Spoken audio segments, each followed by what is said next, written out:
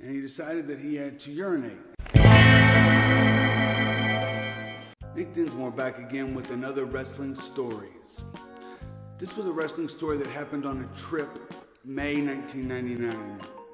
There was a group of us that rented a minivan. We were driving from Louisville, Kentucky for Monday Night Raw to be extras. It was myself. It was Trailer Park Trash, who was the heart and soul of OVW. He started training with me in OVW when I first started training. He's been wrestling there for a long time, and he's a great guy.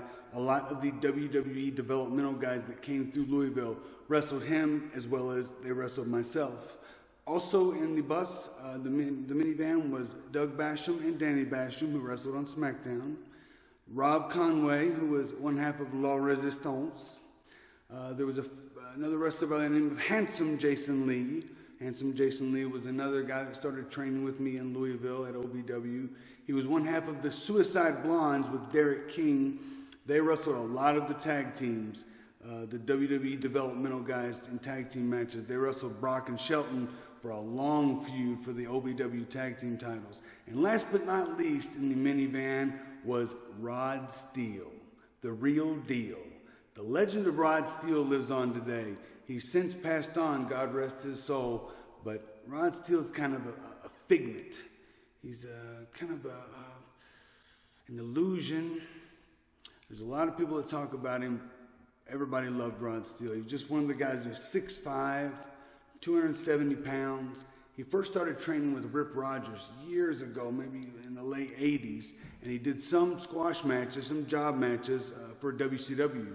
Wrestled Vader, wrestled Sid Vicious. I mean, just got pounced and trounced. Came back around, and we had an opportunity to be extras for Monday Night Raw. So we drive from Louisville to St. Louis. Unfortunately, it was the night after Owen Hart passed away. Monday Night Raw, everybody was in tears. It was probably the worst setting for my first time I'd ever been an extra or worked for WWE. And I was on cloud nine, but the locker room was a mess. I wrestled Kurt Angle that night in my very first dark match. And for me, the night was great. But unfortunately, like I said, it was the worst possible setting. So on our way home,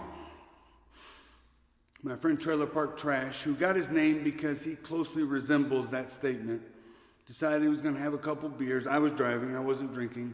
And he partook in maybe some other of the fruits of the labor of the land, and he was a little bit tipsy coming back St. Louis to Louisville. It was about a 4-hour drive, and he decided that he had to urinate. And my thing was, I'm not going to stop. We're going to drive straight back, get back as soon as we can, because a couple of us in the van had to turn around and go back to Moline, Illinois, which was all the way the other way. So I'm driving, and my friend Trailer Park Trash takes off his shirt for some apparent reason, I don't know why, takes off the seatbelt, gets on his knees and turns around in the front seat and has a big, like, supersized drink cup. Just he urinates in the cup, okay, and he sets it in the cup holder, pants up, shirt on, seatbelt on, get it all together, rolls down the window, goes to throw it out, and it all came back in, the whole cup, all over, got swirled around the car. Doug Basham, Danny Basham, Rod Steele, Jason Lee, everybody got on me, especially on Trailer Park Trash, just covered him, soaked in his own urine.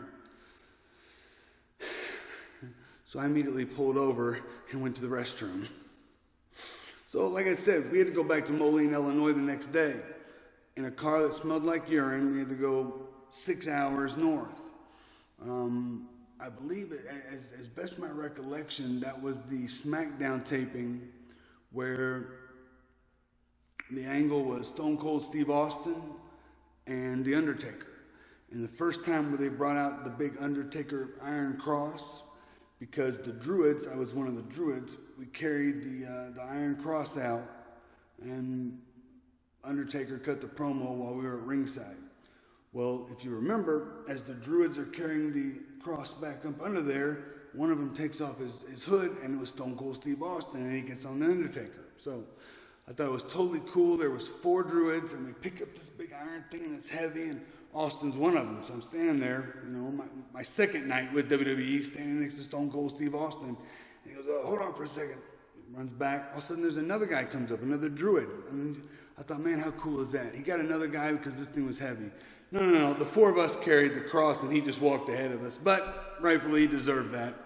That was one night where I remember the heat in the building started to rise because the people were chanting, Austin, Austin. We carried the cross out there, set it down at the end of the ramp, went on the backside of the ring on the floor. Undertaker's in the ring. I think the medium was in there, and the ministry and all of them. And he's cutting his promo, and the people are, Austin, louder, and you can just feel the vibration. And the Mark of the Four Quads is the name of the building in Moline, Illinois, and it's just like the Austin, and it's getting hotter and hotter.